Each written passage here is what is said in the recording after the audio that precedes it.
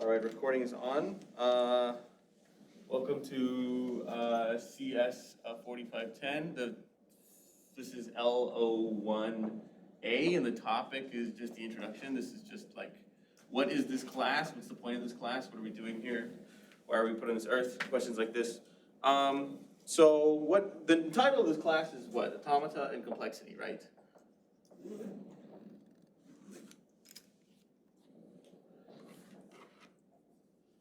And we're just basically going to spend the first part of this class talking about like syllabi information and how does the class work and what does this mean and all these kinds of things, all these like abstract things, because the course itself is very abstract.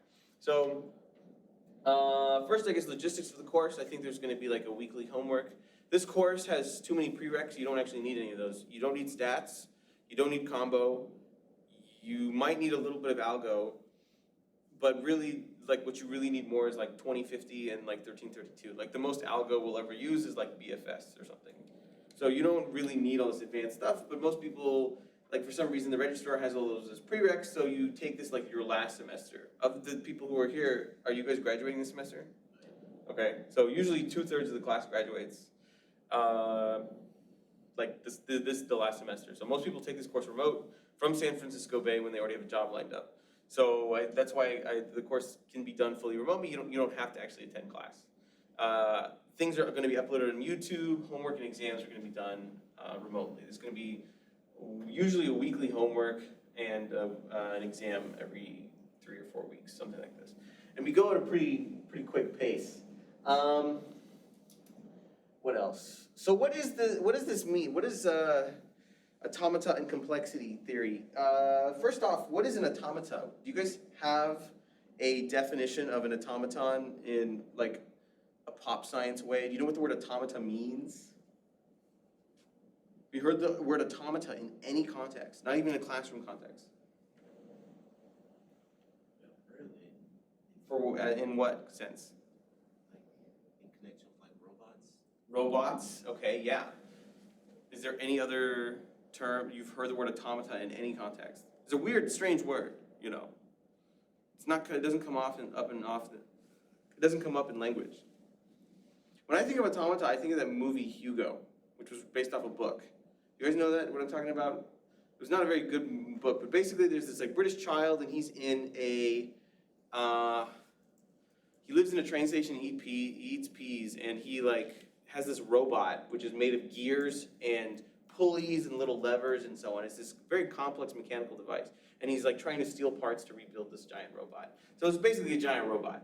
And that's all really an automata is. So to us in the context of this class, what is an automata? An automata is a theoretical model of a computer.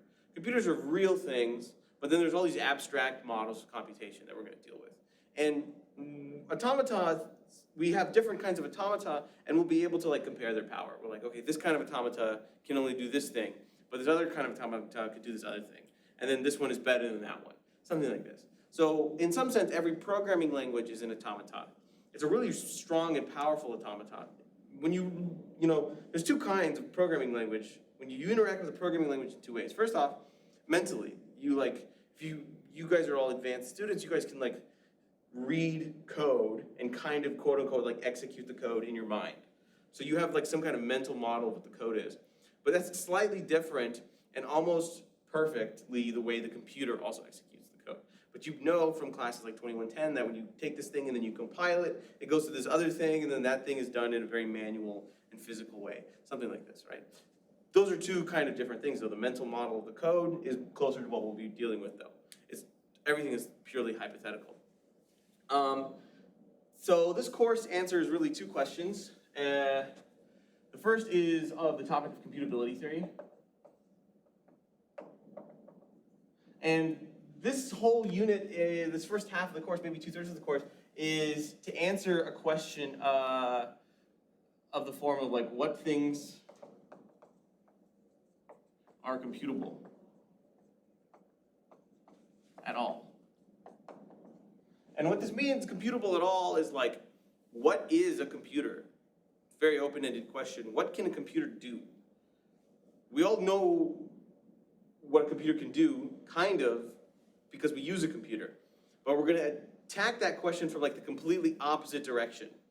We're not gonna just use a computer to say like a computer can do this, a computer can do this, a computer can do this. We're gonna go the other way and think in a more big picture, what can or cannot a computer can do. And this whole unit is going to be in a sense about possibility. I'll also say that many students come in with a terminal disease called CS brain syndrome. Your whole life you've been optimizing problems. You've really in some sense solved one question over and over. And every question on every exam, on every homework has been just a different way to rewrite that same question.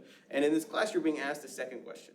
And what CS brain syndrome is you're always trying to make something optimal, in the sense like you're trying to make a faster algorithm, you're trying to increase the clicks per ad metric, you're trying to reduce a certain number, something like this. You're always trying to improve upon something.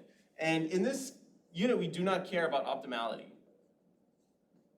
That's not something, we're asking such high conceptual questions that this is too much to ask. We only care about possibility. So if something is feasible, is different than if something is like possible. If something can be done at all, that's what we care about. If something can be done efficiently or effectively or usefully or better than something else, that's a different question. So the questions we're gonna ask in this unit are not what is faster than other things or more optimal in a sense or smaller or anything like this, but what can be done at all. And we'll see that most of the things are possible or impossible compared to faster or slower. In an algorithm's context, things are faster or slower. Here, things are like possible and impossible. The second unit is on complexity theory, computational complexity theory.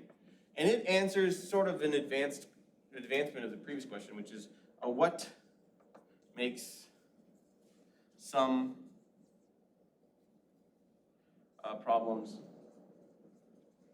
easy and others hard.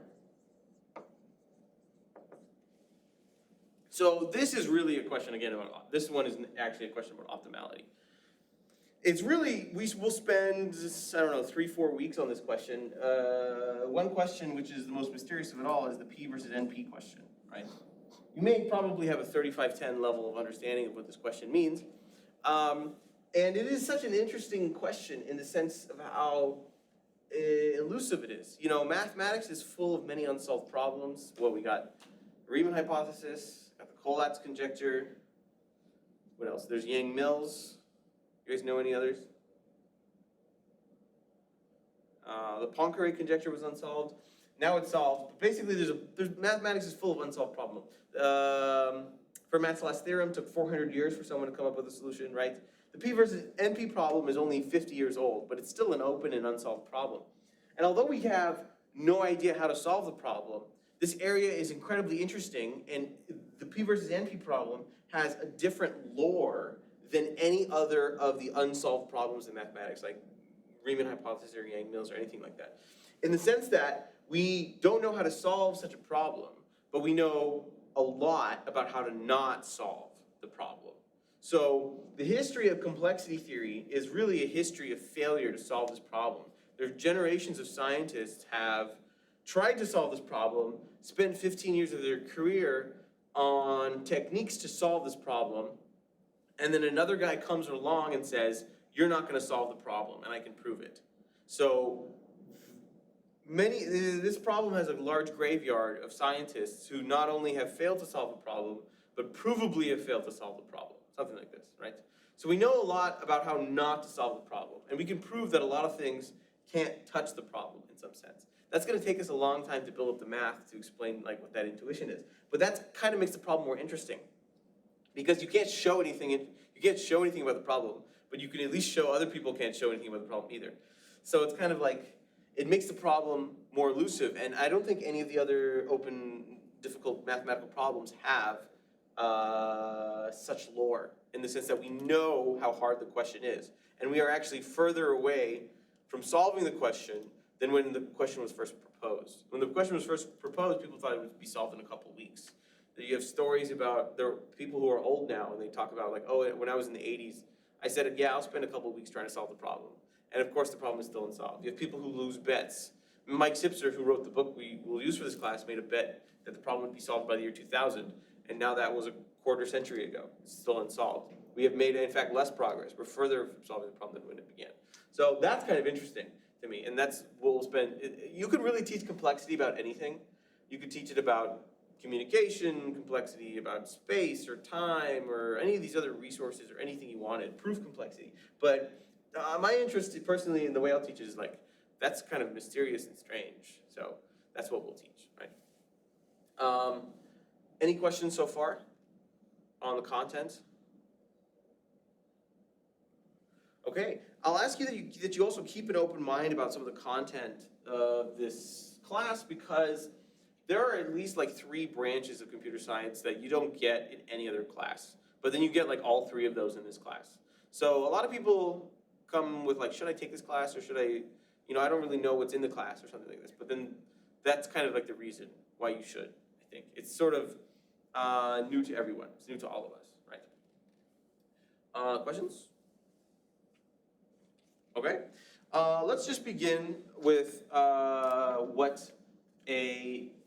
some of the syntax that we have to use. So we inherit a lot of the base syntax from linguistics.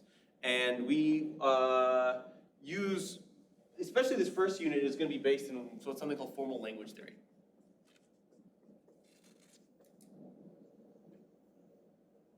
Everything is done as strings or sequences of strings or something like this, right? So what we have first is what's called the alphabet. The alphabet is some finite set of symbols. It's usually denoted by sigma. Now, what is a symbol? I mean, like, we all know what a symbol is. What is it? It's like a character. What's a character? Well, let's just assume that we have a finite set of distinguishable things, that you look at 2 different letters and you can be like, those are definitely different. That's all it is. But there's many different alphabets that we will use. Sometimes we'll use AB, sometimes we'll use just A, or just the set containing 1. Sometimes we'll do ABC, or 0, 1, or even like A, Z. Something like this, right? Every language is built upon some alphabet. It may not be in sort of an English style language where it's a sequence of symbols that clearly follow one after the other, but it is, every language has symbols that are combined from probably more atomic and smaller and more basic symbols, right? So there's 2 questions you should, in the most general sense, that could be asked. First off, can an alphabet be empty? Could the alphabet be the empty set? The answer is that's boring, so let's not think about that. The second question is, could an alphabet be infinite? Could you have an infinite number of symbols? Do you guys have opinions on if that would be good or bad?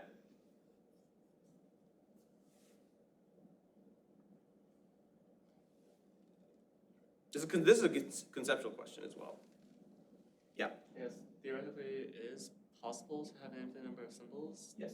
So whether it's good or bad, I think wouldn't that determine on the context in which you want to use the alphabet? Yes.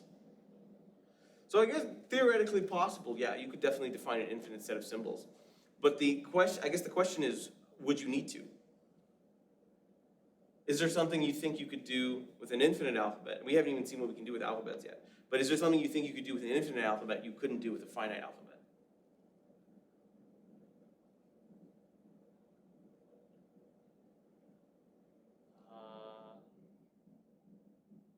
And this kind of touches on just the concept of infinity, I guess. So like, in the real world, I'm not sure if there's anything that you can actually, anything that humans can actually observe that you can define with infinity. That's a really good intuition. That's like exactly kind of like the answer I was looking for, which is, I will give you a really, sometimes I'll do this by the way, I'll give you a really vague, open-ended, conceptual, philosophical question, and then that's like, we will later on answer that in detail. So like in a month and a half or a month, we'll answer this really rigorously. The answer kind of maybe I was looking for as well was like, well, I haven't really used an infinite alphabet in practice. Somehow I've been able to operate my day-to-day. I've been able to go to the grocery store and submit all my homework by only using 26 letters. So I mean, like, what could I even think about what an infinite alphabet would give me? Because so far the finite alphabets worked fine. And that's kind of the answer. It's like, when you want to we want to represent objects. We want a way to talk about things. We want to describe things. So we use strings. But it's okay if we use a finite alphabet because it's like, so far it's worked, is basically the answer we can give so far. Right? You guys know what a Cartesian product is, right? You guys recall the definition of the Cartesian product? For A comma B any sets, we define A times B to be the set of possible pairs A comma B, such that little a is in A and little b is in B, right? So what is sigma, let sigma equal A comma B. What is sigma times sigma? This is a 2050 level question as well. AA. Okay.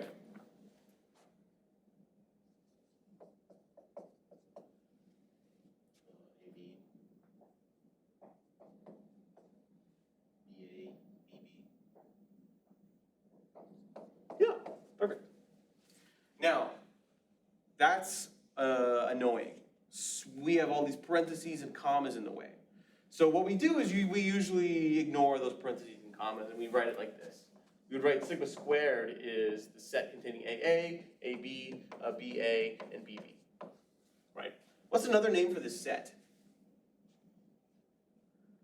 Domain. The domain of a function? No, but just like looking at it. What are the elements of the set? Elements. That is the name of the objects in the set, but just like looking at these four things. Strings. There's another alphabet of these 4 strings. You guys are almost there. They are strings. That's exactly correct. But which strings? Permutations of no. No, you're right. Every string is technically a permutation, but we call them strings just to be different. The answer I'm looking for is actually simpler. These are just strings of length 2.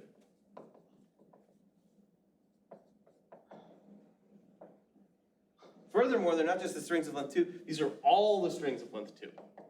So if you have an alphabet A, B, and you want every string of length 2, it's only those. Those are the only strings of length 2, right? Okay. Pop quiz, what is sigma to the n?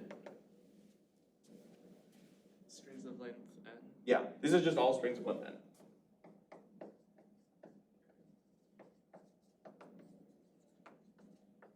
When you take a Cartesian product, things are like ordered. This is in the first coordinate and the second coordinate. That's annoying though, so we just like represent the Cartesian product as a sequence, which is a string. A string, here's the definition of a string. A string is just a sequence of symbols. That's kind of pretty intuitive. And sometimes we call it word, or string, word, interchangeable, right? Okay. Second pop quiz. This one's a tough one. What is sigma to 0? The empty set. I knew someone would say this. I said this my first time I took this course. Someone always says this. It's not the empty set.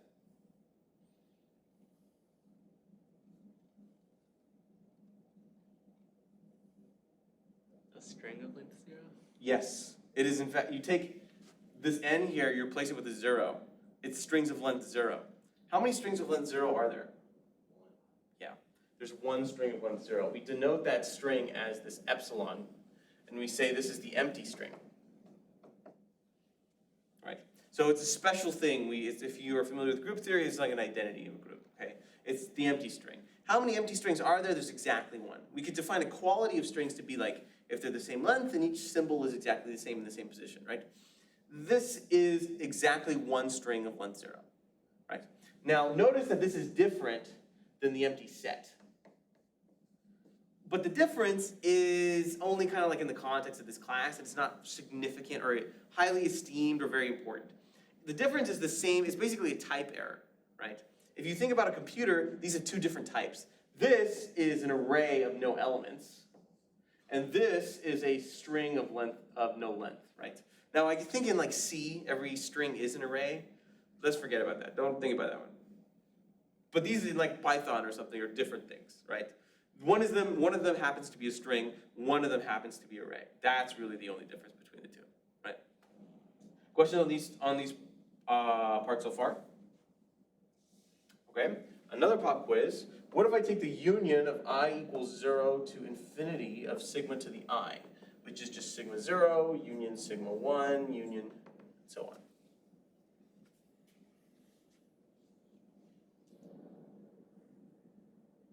All possible strings of Yeah. alphabet. That's it. This, in fact, we have notation for this. We call this sigma star. And sigma star is all strings.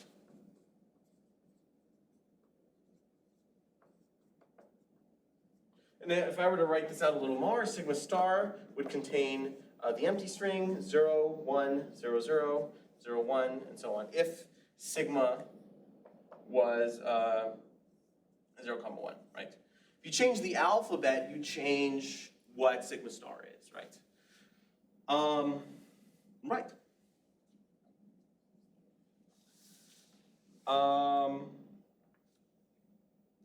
There's also a notation that we sometimes use because we are doing quote-unquote math on strings, where we do exponentiation. So for example, we may do something like a cubed, b cubed, let's say dc.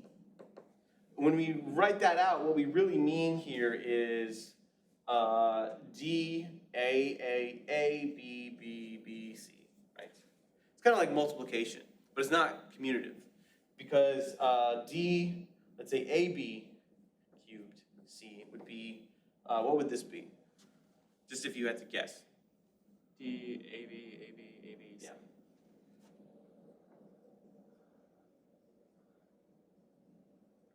And those are different. So this is just another shorthand you may see. Well, this is what the shorthand means when we do strings, right? We've fully defined ourselves on stringology here.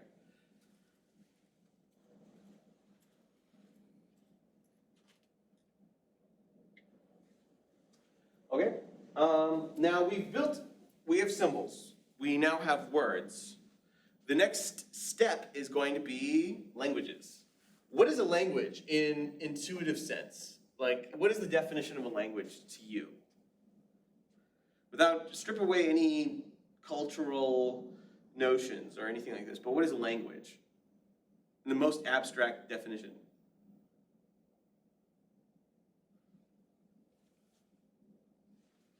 Strings formed from an alphabet that people could use to communicate. Yeah. I'm going to take the first part. It's just strings formed from an alphabet. It's a collection of strings. It's a set. A language is just any set of strings. Now, we will actually talk about linguistics a little later on, but it's like, to us at least, we have symbols, then we have words, and then we have sets of words. Sets of words are simply just languages. And that's the definition of a language, right? I can give you a couple examples of some languages. We could have a finite language of the form AB, BA, ABB, empty string, and A, okay? That's just a language, not particularly interesting or impressive. We could have another language. We could do, let's say, W is in sigma star, such that W begins with an A, right?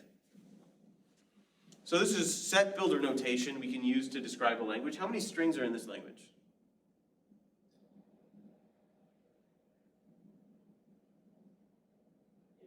Yeah, you can have an infinite set of strings. So, in fact, most of the time, languages will be infinite. We're concerned with infinite languages. So, what are some strings in this language? We got, what? Is the empty string in this language? No. Yeah, the empty string does not begin with an A. What's the smallest string in this language? The shortest one? A. Yeah. By the way, when it's unspecified, the alphabet is always going to either be AB or 0, 1. If we don't tell you what the alphabet is, that's the alphabet. Just like the binary alphabet, right? A, AB, AA, AAA, and so on, right? So those are a couple strings in that language, right? But it is an infinite language. We could also do L, and we also usually call it L for language, capital L. Just like you do X for a number, or N for an integer, you know, V for a vector, and so on. Capital L is for a language, traditionally. We could do W as in sigma star, such that we'll use this notation, the number of A's in W is even. Right, so this is a set of strings where the number of A's, this is the counting function, so the number of A's in W is even. So this only contains strings that have an even number of A's in them, if the alphabet's A, B. Is the empty string in this language? Why? It has length 0. Yes. But why, if it has length 0, does it have an even number of zeros, even number of A's? You're correct, you're on the money.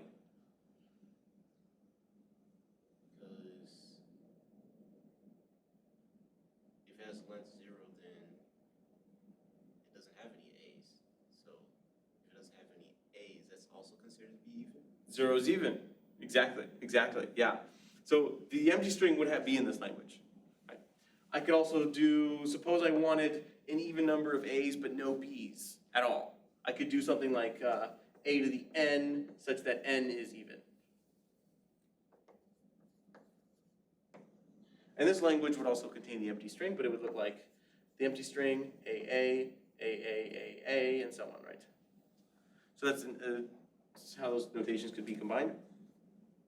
We could even do something more complex. We could do like W's and sigma star, such that the number of A's in W is congruent to, let's say, 3 or 4 mod 7. You could even do any kind of exotic problem you wanted to study.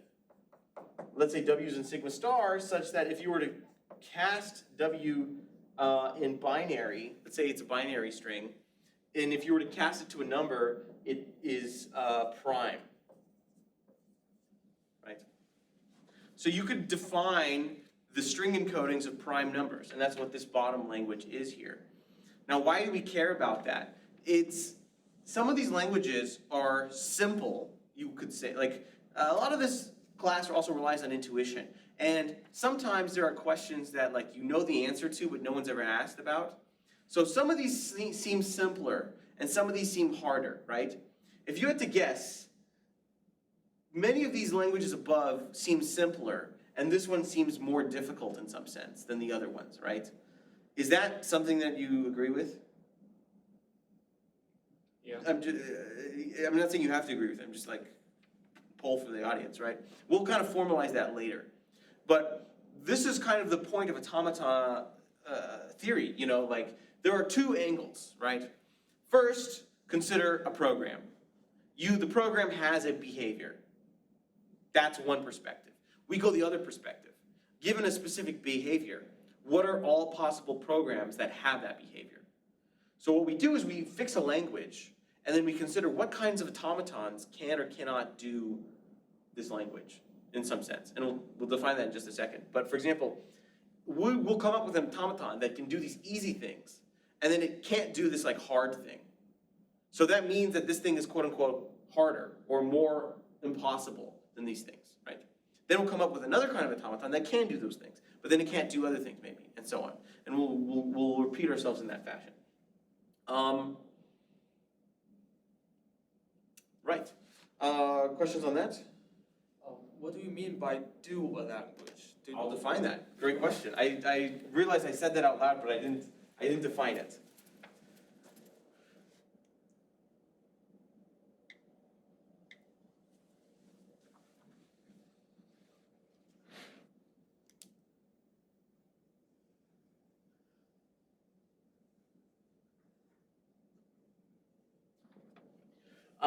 Let M be an automaton. An automaton, I don't know, plural, singular, whatever. It's like Viscoto, right? What is an automaton? We're giving like a huge general definition. We don't know what an automaton is, and I'm saying let M be an automaton. Just open your third eye a little, just like be patient on that one. Just kind of believe me, you know what an automaton is. We say M decides L if M is a machine and it has some kind of input and it has some kind of output, okay? By machine, we mean a hypothetical model of a computer. We mean an ideal programming language in the brain, or as we'll see in the second half after this break. Any of the things we'll do there. It could be a programming language, it could be anything, right? But it has some kind of input and output. The input for every automata that we'll consider, and this is only because of economy or simplicity, we want to simplify the models so that they're easy to compare and contrast. We don't want to have some kind of very complex kinds of computers, even though there's lots of things you can do with computers. So the automatons always have two things that work with them. First, they take input words. So the input to an automaton is just any string. Could be the empty string, could be 0000001, whatever, right? Just a single string. And then the output is a single bit. It's a 1 or a 0. And what we really mean is that there's two lights. There's two light bulbs attached to the automaton. And it takes as input W and it outputs an accept light or a reject light. So there's two little wires lined up to it. It either says, yes, I accept this word, or no, I reject the word, right?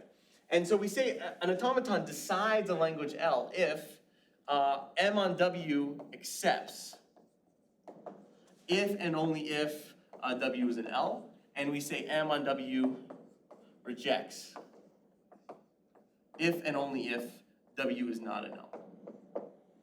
So the word decide here is very strong in the sense that the machine must always give the correct answer.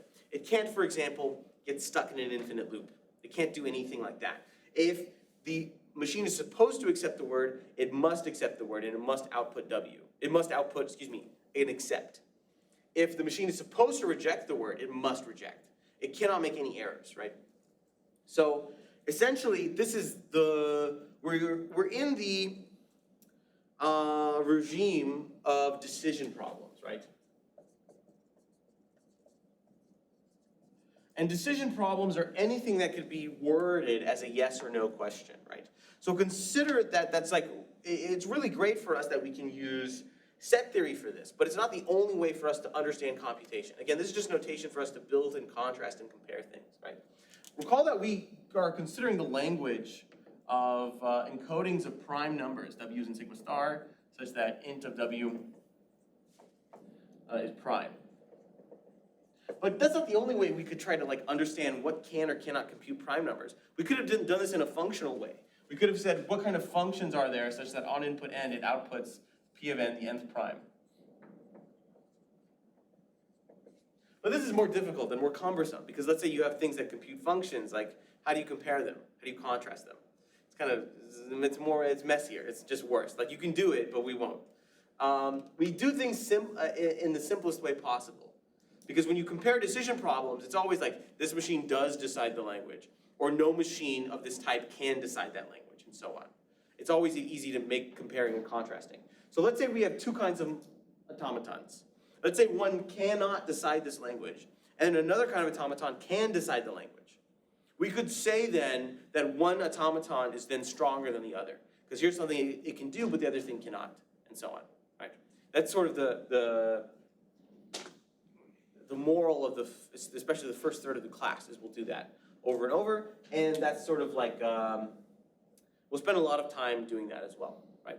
But we haven't even defined an automaton yet. We'll get to it very soon. Any questions?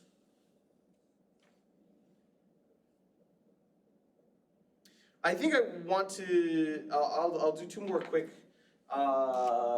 things. First off, again, to expand upon the decision problems, there's two perspectives. One is the natural one, the one that you've always done. It's like, given M,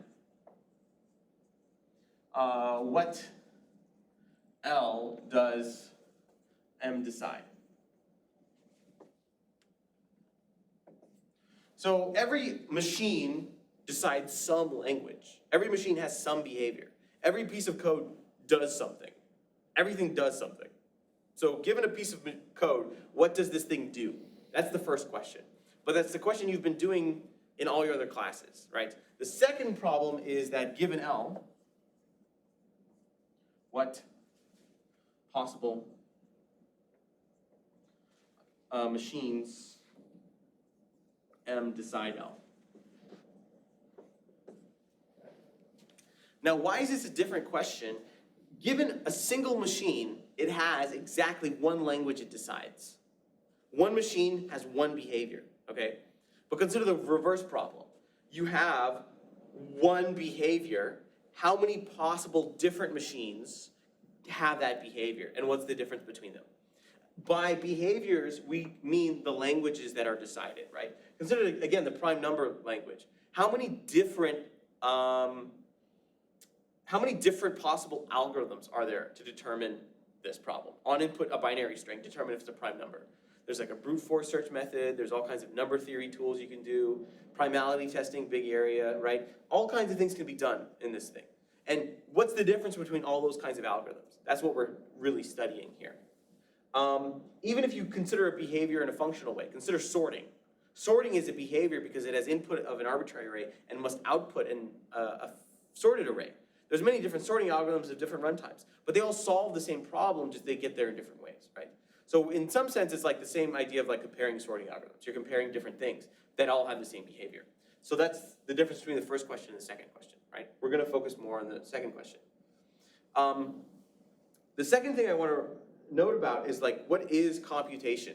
Like, and again, this is an intuitive question, but like, this is a question that was difficult historically for many people to answer. And it turns out the mathematicians got it wrong. To them, everything is a function, right? What are the objects that a mathematician knows, okay? We have sets, there was a triangle invented, there was numbers, functions, lines. I mean, they didn't really have much. Everything to them was a function. So they first tried to attack this question about like what can be solved, and they came at it from a very functional perspective, where every automaton is simply a function, right? Somehow it's sums and products of things, you square numbers, whatever. It's a function. And Alan Turing was the first person to say that that's not quite right. That's not exactly perfect. Because if you think about what is a function is simply mapping a domain to a codomain. It says, this is my input, this is my output. It takes like a single step. But Alan Turing was the first to realize that computation actually is procedural. Computation is doing things. Write that down. You have to do things in a certain steps, right? It takes sequences of steps. Repeatedly doing things over and over is computation. It cannot be done in some sort of instantaneous manner, start to finish, bam, done. It doesn't work like that. And you know, as a programmer, like this is how computation is done. It's procedural. Things happen in a very physical sense as a function of time. That's a very different way than mathematicians have treated computation, and that's why we're different. Computer science is a different branch. It's not under mathematics. We're our own distinct thing. We're very separate. Any more questions? All right, let's take a break. When we come back, we'll define our first automata.